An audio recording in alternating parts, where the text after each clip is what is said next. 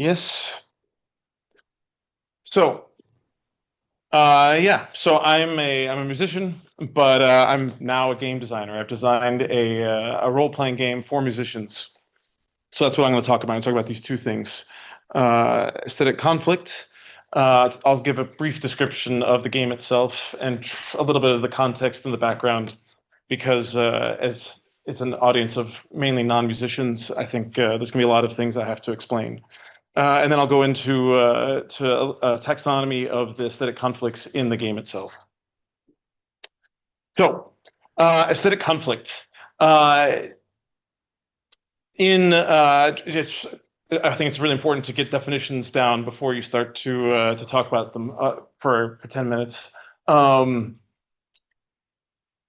they're in in psychoanalysis, there's a term that's also called aesthetic conflict. This is not what I'm talking about. I tried to figure out what the aesthetic conflict in psychoanalysis was. I could not figure it out. It didn't make any sense to me. So that's not what this is about. As far as I know, it could be that I'm actually touching on it in some way, but as far as I know, it's not.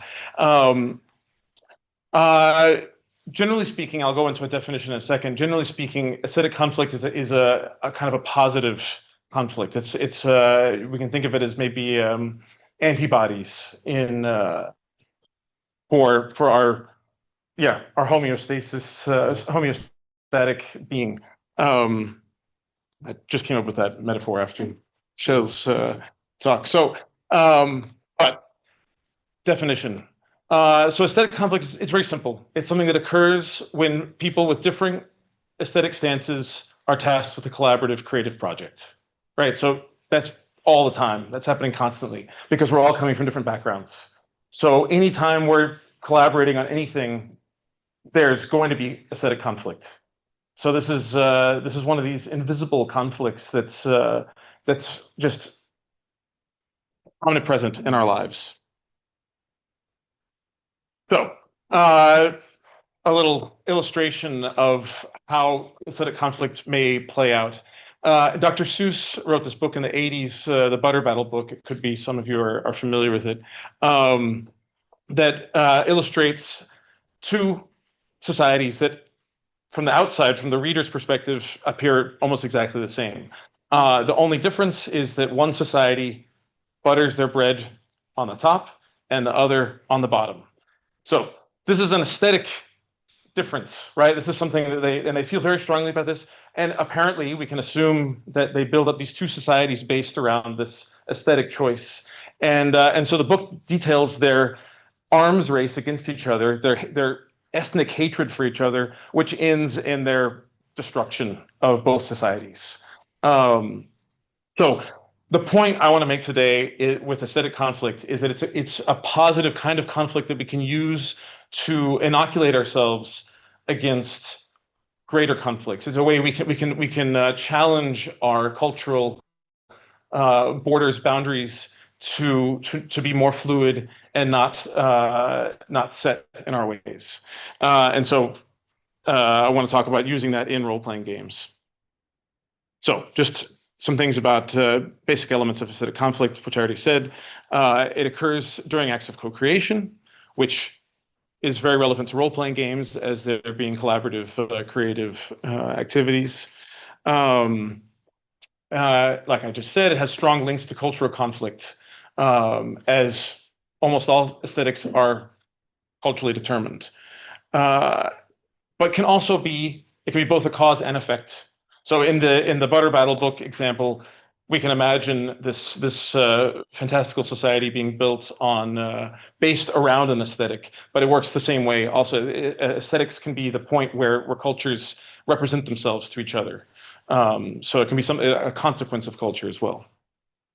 And then that's where we can have conflicts at all these wherever these things meet. So to talk about my own game, it's a role-playing game for musicians. So this is not something for anyone to play. This is for people who are fluent in really at least two or more musical languages. For just as little background, to give some context, there's a field of musical practice called free improvisation, which is kind of the world that I come from. And in that field, musicians develop identities. They develop a set of vocabularies that they use to interact with one another and to be in the world. So it's actually it's a way that they can actually be exist. And so my primary purpose in designing this game was to challenge essentialist concepts of identity in the communities that I'm involved in. So the main discourse in free improvisation and in jazz, also, which is a closely related field, and in a lot of musical fields, is the idea that that musicians have one identity. And most musical education actually deals with discovering your true identity, unlocking your true identity. And there's a lot of discourse around free improvisation as a way to unlock your identity, as if it's this thing that's essentialist and there always, and it's just about the education is there to unveil it. And so this project was designed to directly challenge those things. And so aesthetic conflicts. Actually, it's not something I had in mind when I first started to design the game, but it came up in the process of design and play testing that I realized this is actually the mechanism. This is how I'm challenging these essentialist concepts. So I'm going to try to briefly just give you a sense of what it is, so you have an idea of what it is. But there's a lot of technical things, so I'm going to try to be very general here. Like most role-playing games, the rules allow for musicians to create alternate identities, these characters, where they adapt musical vocabularies that are specific to this other identity. Yeah, just like in a regular role-playing game. It's designed around these behaviors, which I kind of organize them on a continuum of more interactive to less interactive. And so most of the mechanics of the game are based around interaction and how interactive or how little interactive a different character might be. And so each of those, and so the main design structure is based around these 8 different classes that have different abilities attached to them. It may be important to mention that there's no diegetic conflict in this. I'm still working on kind of a diegesis for the game, a story for it, but I'm not interested in conflict in the game itself. Another thing I should mention is that it would be classified as a LARP because it's an embodied live action role playing. It's very extreme in some ways because it's not even doing what you can represent. It's doing what you can actually do. You can't pretend to play something you can't play. It's not air guitar stuff. You actually have to demonstrate all these things. So it's hyper extreme in that you have to actually be doing these things. But I just want to say, one of the reasons why I'm here today is because I'm curious about LARP. I have no embodied experience of LARP. I've never LARPed, participated in any LARPs. I have experiences from tabletop role playing, and that's where I translated design elements from that world into the game. But the result actually is a LARP.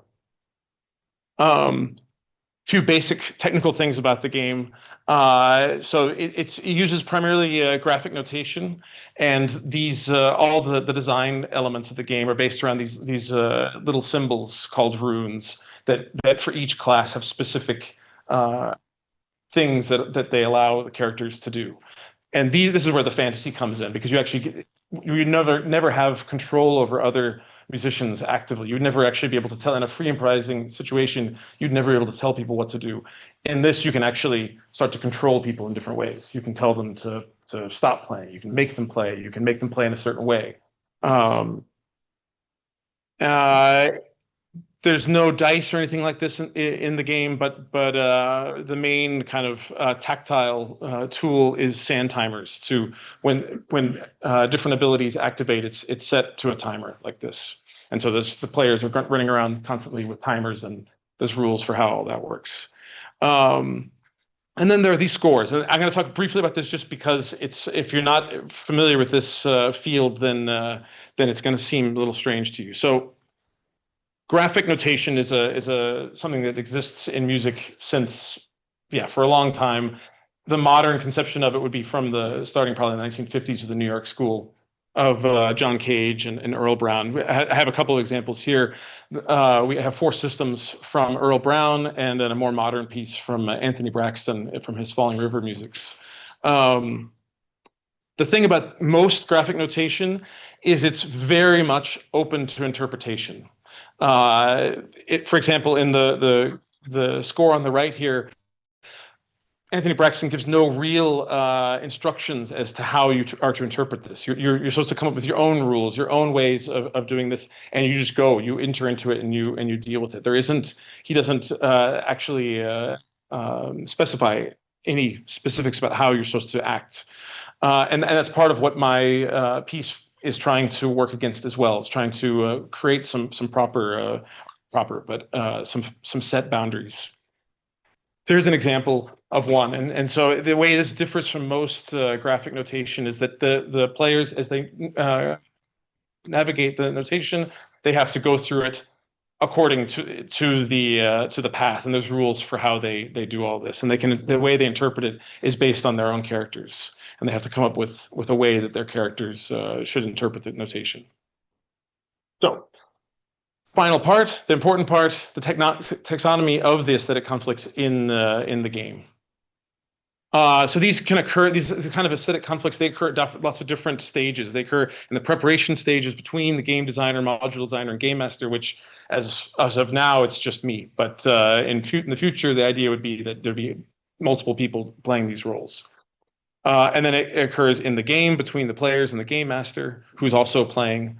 And the rules provide affordances for the resolution and/or intensifications of these aesthetic conflicts. So this is not an exhaustive list, and these are very specific to Runic Soundscapes, to the game itself. And I'm just going to briefly kind of cover them. So identity, this is the kind of thing that Sarah Bowman's talked about with her 9 identity transformations, right? That this is an internal conflict inside. So when you go to have to create something that's different than you, this is very difficult for a lot of musicians to have to try to play something that's different than what they're used to playing because they've been told their entire lives that music is about like your true inner self. And to do something that's the opposite of that or different from that can be very difficult to do. Interaction. So you can have a set way, understanding how you behave, and then when you go to play the game, then you may be interacting in new ways, or you may be disturbed by the way that someone else is interacting. But because you have the alibi of the game, then people are much more ready to accept all these things. Interpretation, that's the interpretation of the notation, the rules. Ineptitude, virtuosity, this is if someone wants to, maybe someone typically they maybe have a lot of technical ability on their instrument, but they've chosen to play in a tasteful way, so they play very simply all the time. But this is maybe a chance for them to really just shred. Or it could be the opposite. It could be someone wants to try playing maybe another instrument that they haven't mastered, and be free to try that out. You have complexity, simplicity. This is dealing with the overall sound or the kinds of vocabularies that people are dealing with. Maybe you're used to dealing with a very simplistic kind of sound. Maybe this relates to that ineptitude, virtuosity thing from before.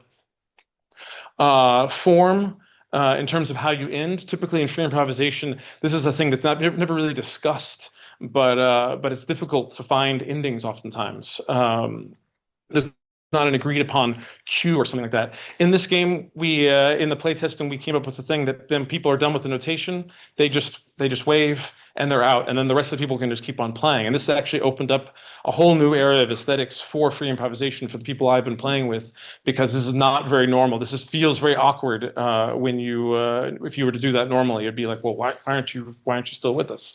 This allows people that freedom to actually do this. So we've unlocked some new aesthetics from that. And then there's the materiality of sound. This is to do with the way you maybe you're used to a certain kind of music being played on a certain kind of instrument. So you associate certain kind of rock, or blues sort of vocabulary to an electric guitar, and then it's played on a harp. That's this kind of aesthetic conflict there. So yes, yeah. So the final thing I want to say is that this is just an example in this thing. I think it's important about using a musical role-playing game is that it's clear seeing aesthetics. Whereas when we have other kinds of role-playing games where we're using ourselves, we're using language, then all of these conflicts can get wrapped up into moral issues, ethical issues. They tie into greater concepts. Whereas in music, it's much easier just to cut it and say, "Hey, this is an aesthetic." And we can look at it purely as an aesthetic, which makes it easy to discover there. But I think it has applications outside of that context. Thanks.